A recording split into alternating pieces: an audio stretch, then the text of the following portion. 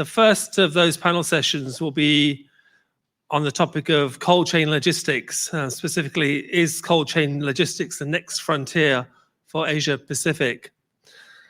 And certainly, cold chain is a topic that we've covered several times at LogiSYM over a number of years. And it was always a bit of a backwater, and there was a medium amount of interest in this topic of cold chain. But since COVID and since the development of the vaccines, there has been quite an explosion of interest in cold chain for obvious reasons in terms of needing to keep, store and transport the vaccines at the required low temperatures. So looking forward to this presentation. And this presentation is going to come from Wallace Tay. And Wallace is the Regional Director at SSI Schaefer, Regional Director Sales, Asia Pacific at SSI Schaefer. So Wallace Tay is going to talk about cold chain logistics, the next frontier for Asia Pacific. So thank you.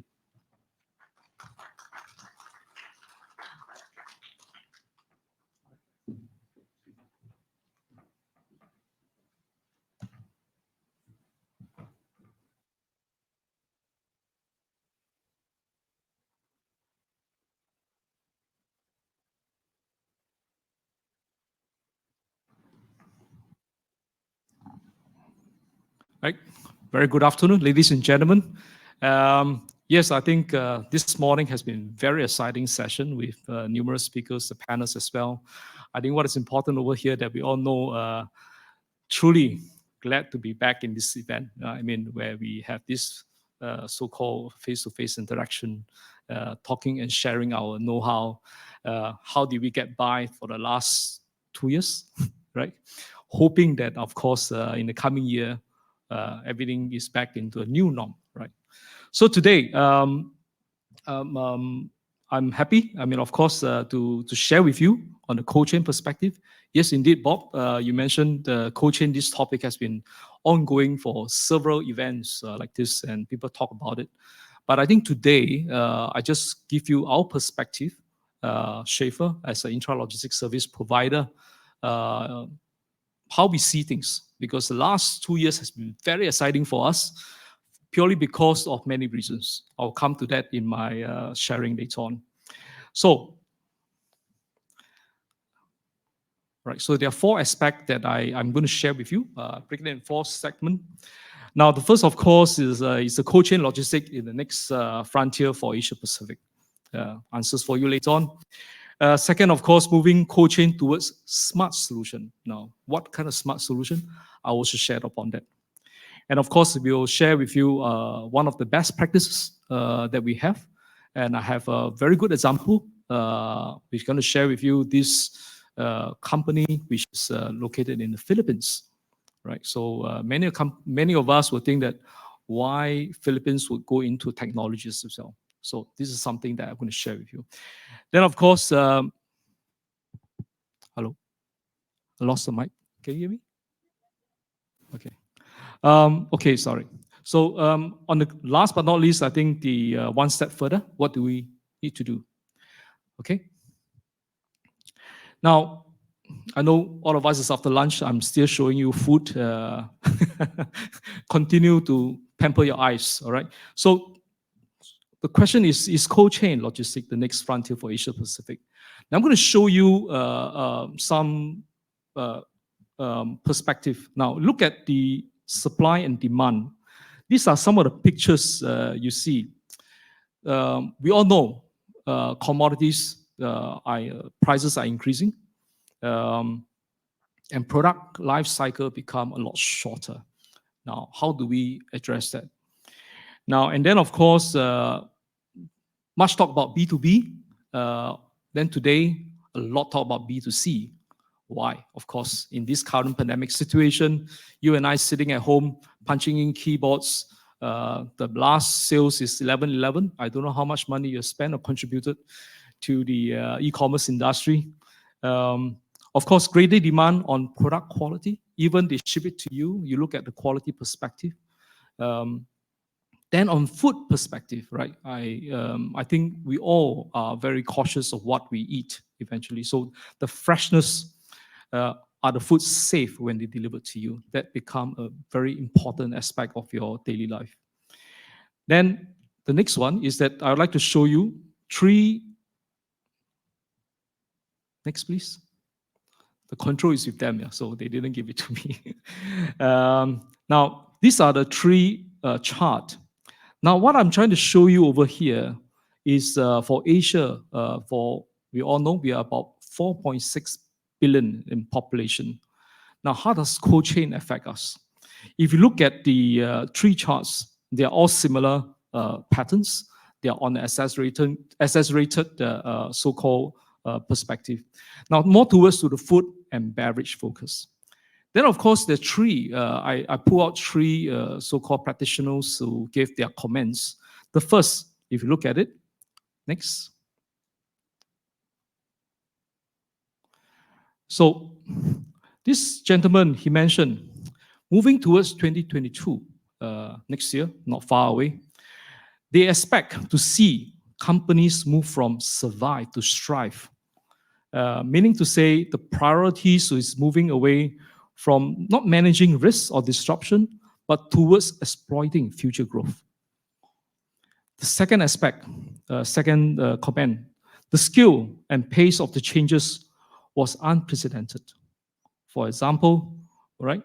So online groceries increased more than 10 weeks of so-called lockdown than the 10 years previous this comparison. The third, now, this is interesting.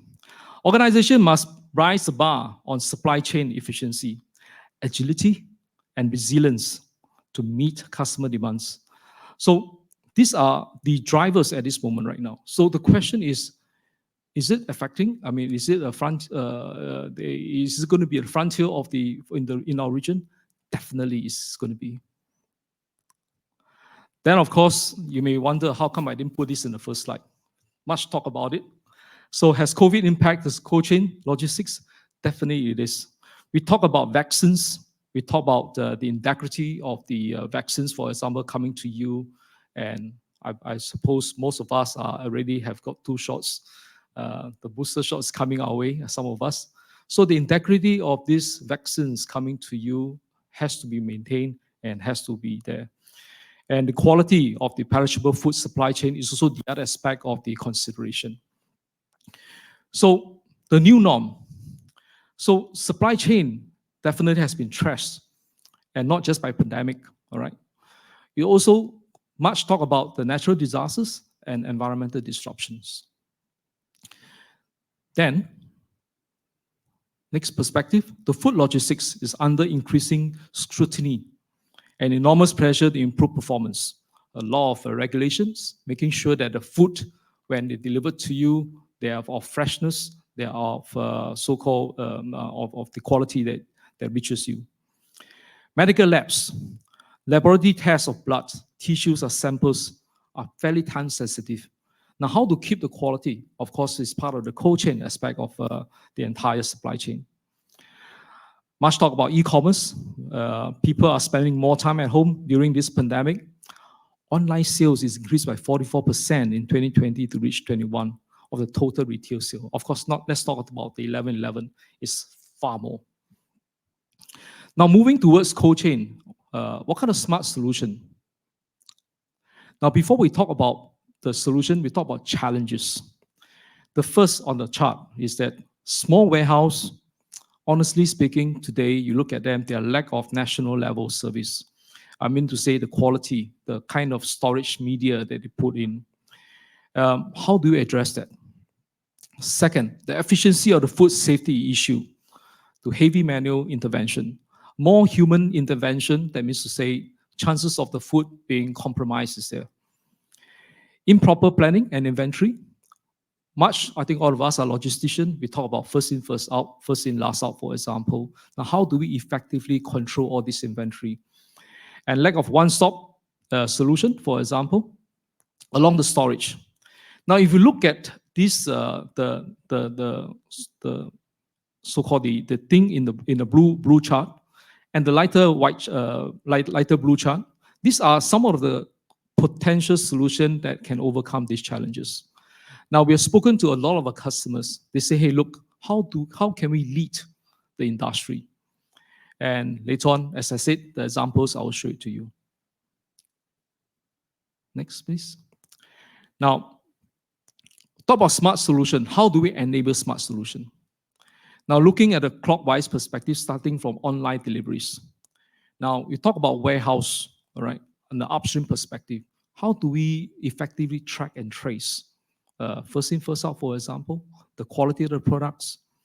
How can we effectively, all right, on the temperature perspective, on the cold chain environment, remain so the food is not being compromised? But can you imagine operating in a cold chain environment in a warehouse of -18, for example, -25? Working in such an environment is fairly harsh. But of course, human manpower become an issue. Now, how do we expose less of a human interaction with these products? Manpower and productivity. Now, how can we release employees from repetitive tasks? And perhaps put them and upskill them into certain things. Because as a business owner, honestly, when you run a warehouse and you want to do towards an automation and make things more smarter, the last thing that you want to avoid is to probably bring your workers out of context. But I'm saying that it is not the case. You can always upskill them. Now, having an automation, having a smart solution can also potentially reduce damages and wastages. And of course, eventually improve the food quality and the safety, right, of the operation.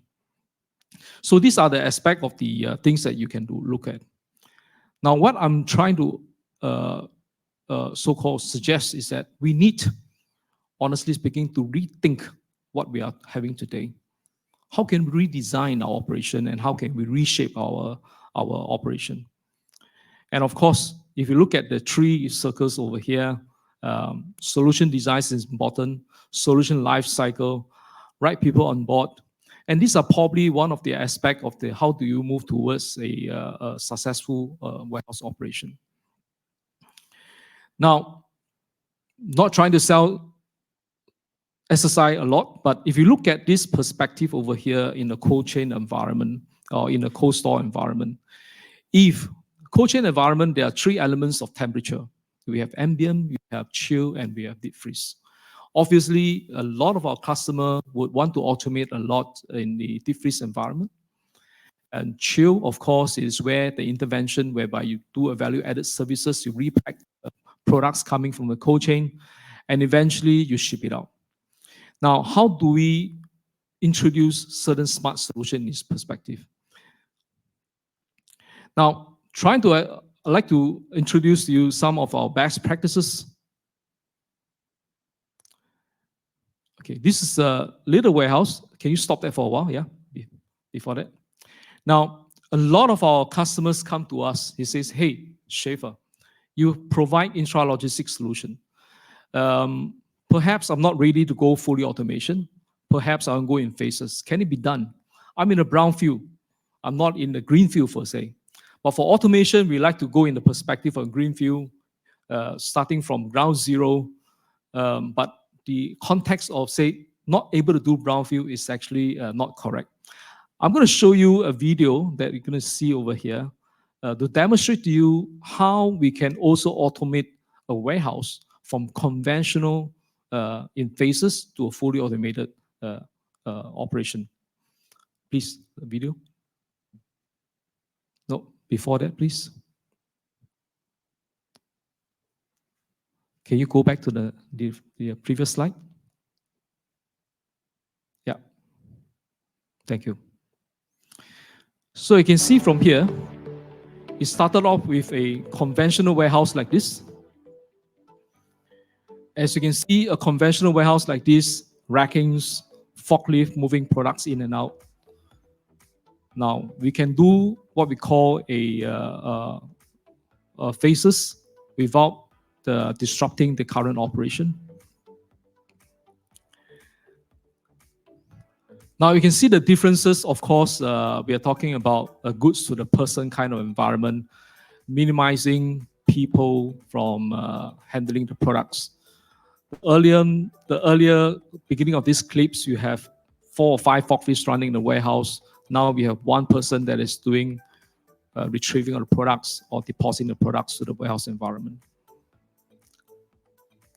So this is an example of, we call that the automated storage retrieval system. Okay, can you go on to the next? Now, okay, stop there for a while, please. Yeah. Now, I think here we are talking about storage. This morning we talked about ecosystem, right? Ecosystem in a very broad perspective in the supply chain environment. I'd like to bring you back to the upstream supply chain, that means in the warehouse environment. How can we enhance the ecosystem within? Now, tracking, I think, as you know, products come in and out. Mark has left, but I think he also did mention about digitization. But to us in the warehouse environment, it's all about track and trace. It's all about tracking the product and taking the first product in and bringing it out so that it does not expire, let's say this way.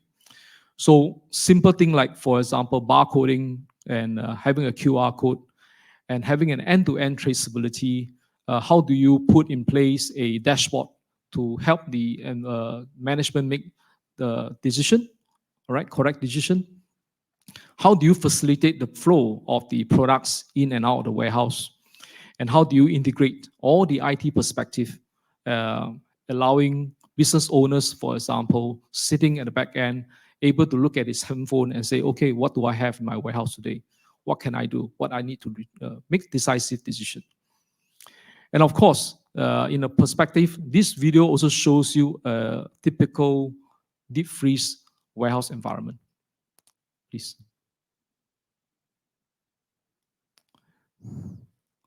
So I'd like to bring you to an attention over here. Whatever you see here, it is in the chill environment. So we're talking about 10, 12 degrees. Over here, we are talking about minus 25 temperature control. Manless operation. We cut down all the man-machine, man-product interface.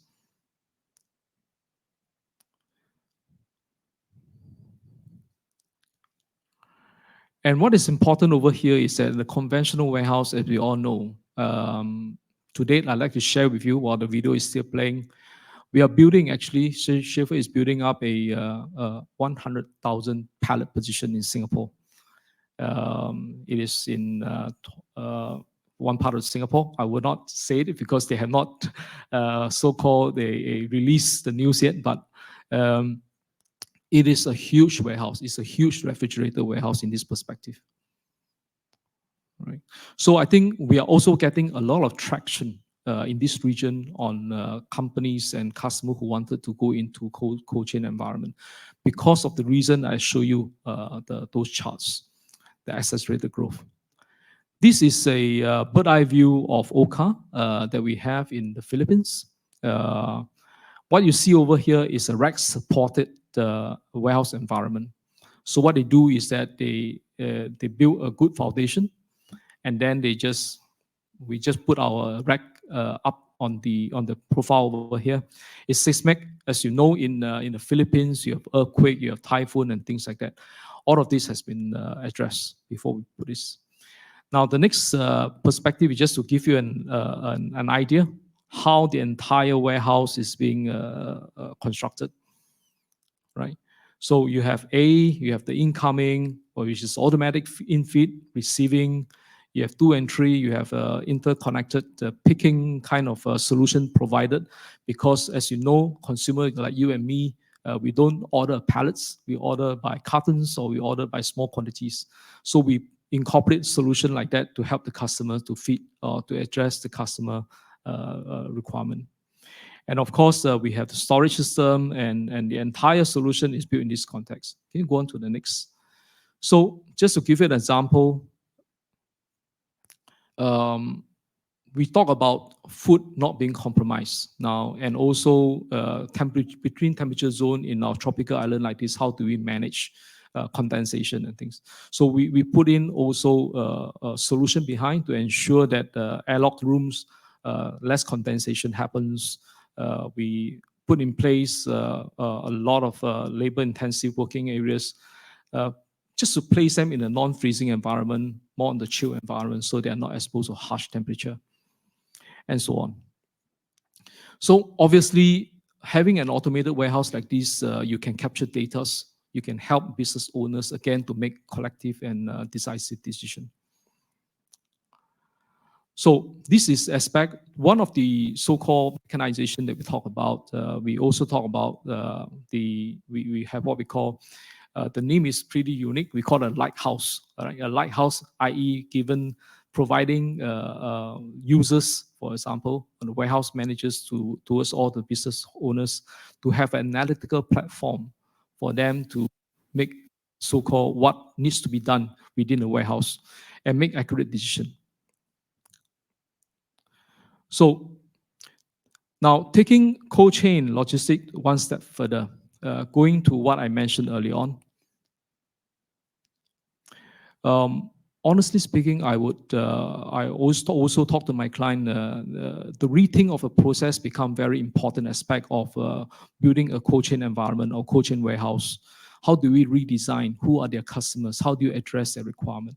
And how do you reshape and eventually, of course, go beyond current? Like what I always tell my client, say, strive ahead on a new norm, embrace the new norm, and not afraid of the new norm. Right. Okay, thank you once again. I'm Wallace. You can scan me, and yeah, that's the end of my presentation. Thank you very much.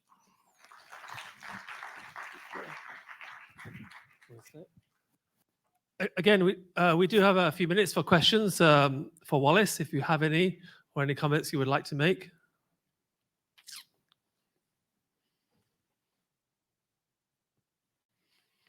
Okay, yes, please, if you can go over to the center mic.